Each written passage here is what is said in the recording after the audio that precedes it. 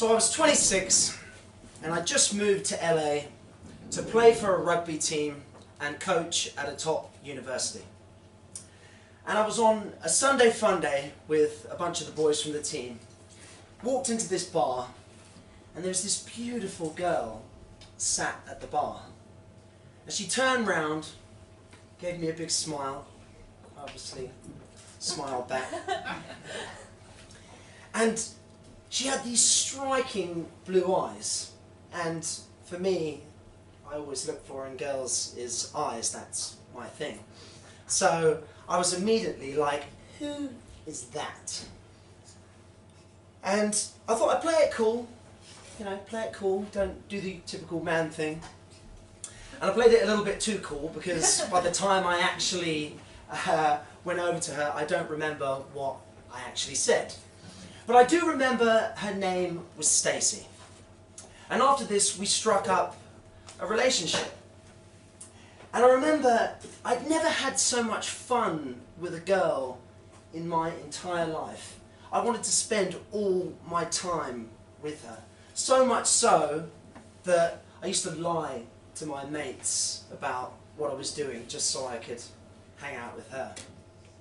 And we did everything together. We drank together, we ate together, we even chewed tobacco together on her balcony watching the sun go down like a regular cowboy and cowgirl. Actually, most of the time it was watching the sun come up. I was, you know, a big partier and she could match me and more. And quite often I'd be like, yeah, I think we should go to bed.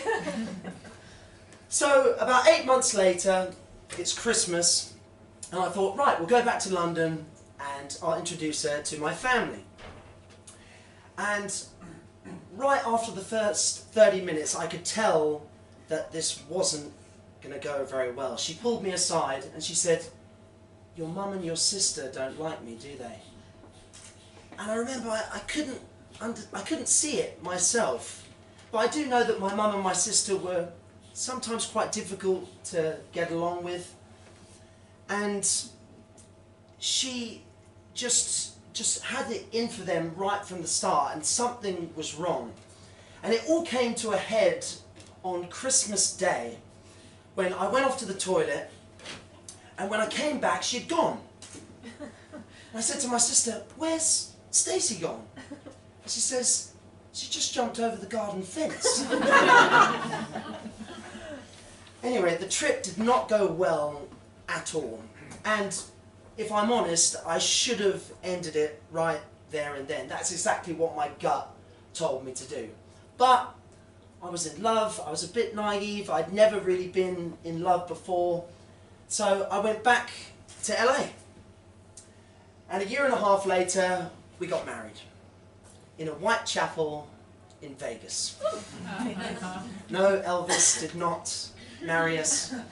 But I remember feeling a little bit sort of pressured into the whole thing. My family was over from London and they kind of said, right, well, you guys should get married, like, why don't you do it? And I was like, yeah, okay, let's do it. So none of my good friends were there. A few of the guys from the rugby team that I just moved and was playing with were there. And it was a beautiful ceremony. I was very happy. And we came out, and it was a typical like Vegas thing. We came out onto the strip and people are honking their horns, throwing confetti, doing the whole sort of USA like, all right type thing. And it was good for about the next 6 months, and we got along amazingly, and it was a very, very happy time in my life. So then it was 2010, a couple of years after what happened in 2008, and money was pretty scarce between us both. The team had said to me that they can't pay me anymore, so I had to get out and get a real job. I ended up landing a commission-only sales job selling patio heaters in LA. Which was very stressful. She was a hairstylist and didn't really have much ambition to do anything with it. And I remember constantly trying to get her to get up and do something to make her business better than it was. and she just wasn't interested. And she fell into a depression because we had to move into a motel, and it was one of these like shitty hotels that you'd see in a movie, surrounded by a lot of weirdos. And I remember our room, it smelled like somebody had just been smoking in there for years. It was just this stale smell. And it was this small room. It was me, Stacey, our 2 dogs, Bella and Lola, and our cat, Tiger. And Tiger was a little bit of a scaredy cat. He spent 99% of his time underneath the bed. But I'll never forget having to go to the shower in the morning and take out of the shower a dirty cat box so that I could get into the shower. So Stacey, as I said, fell into a depression, and her drinking became really bad. It wasn't just when we went out, it was throughout the day as well. And when we first used to go out, people would come up to me all the time because she lit up the room when she walked in. And people would say, "Wow, your girlfriend is so cool, she's such a beautiful person." And I'd just be like, "Yeah, I know. Yeah, she's cool."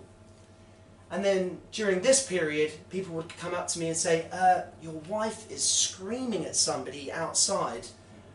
You better go and see what's going on." I'd rush out there, try and diffuse the situation. She'd start screaming at me, and then literally go running down the street, and I'd have to chase her. And this happened over and over again. And each time my love for her just got smaller and smaller and smaller, to the point where I've fallen out of love with her because of it. And I remember just being really like trying to get her out of this depression, to make her feel like she was and get her back to the way she was, and it just wasn't working. And I remember a friend came over from London to visit, and we went out drinking, and she again had one of her big outbursts, actually ended up screaming at one of my friends. She stormed off to bed, and he said to me, he said, "Does that happen often?"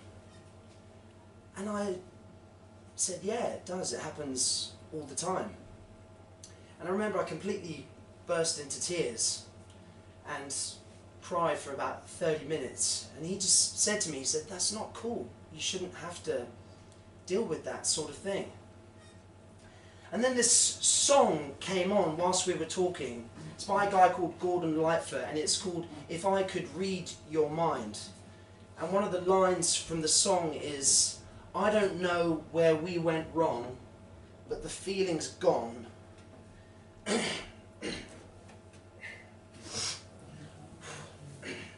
And I just can't get it back.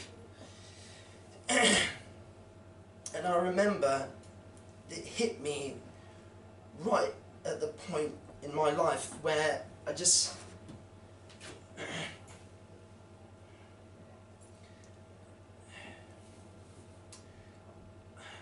was trying to get back to how we felt when we first met, and it just wasn't happening. So I decided that I had to end it, and it took me 8 months to do it. And I eventually ended up doing it on my 30th birthday, which was not very well timed, and certainly wasn't a very enjoyable birthday. But after I'd told her and we'd sort of agreed that that was going to happen, I was going to move back to London. I knew she was going to need me there for some support. So I booked my ticket for about a month later to just be sort of there for her. And then it came to leaving day.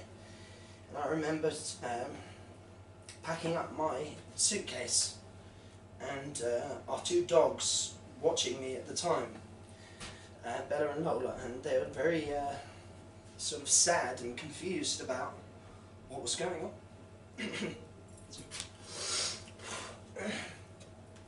And sorry, thanks.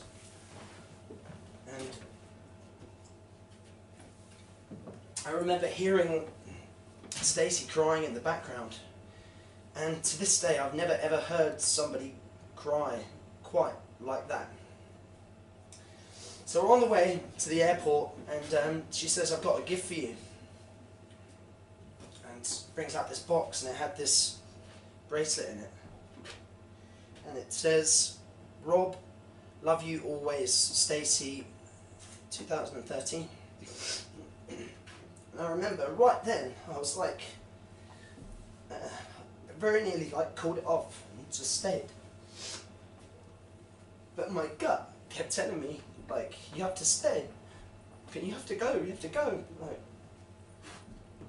so we got to the airport and checked in, and we always had this thing together that if one of us was leaving,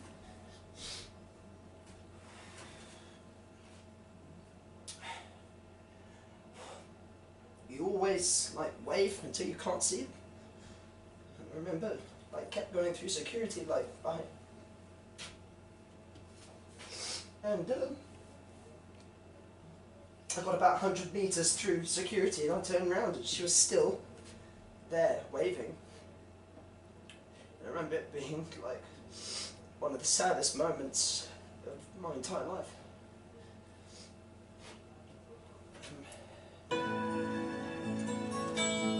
If you could read my mind, love, what a tale my thoughts could tell. Just like an old time movie about a ghost from a witching well, in a castle dark or a fortress strong, with chains upon my feet. The story always ends. If you read between the lines, you'll know that I'm just trying to understand the feeling that you like. I never thought I could feel this way, and I've got to say that I just don't get it. I don't know where we went wrong, but the feeling's gone, and I just can't get it back.